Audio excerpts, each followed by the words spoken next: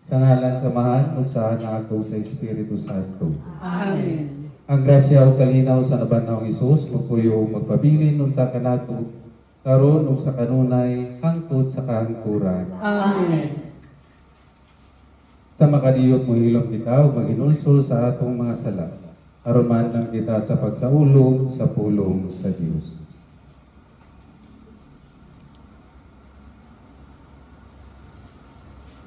Pangayoon na to karon ng kaluoy sa Dios pinagi sa pag-awit sa Ginoo kaluoy kami.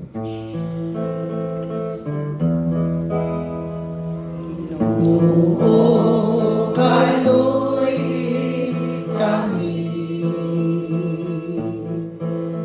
Ginoo kaluoy kami. Kristo kaluoy kami. Kristo kaluoy kami. Ginoo kaluoy kami. Ginoo kaluoy kami.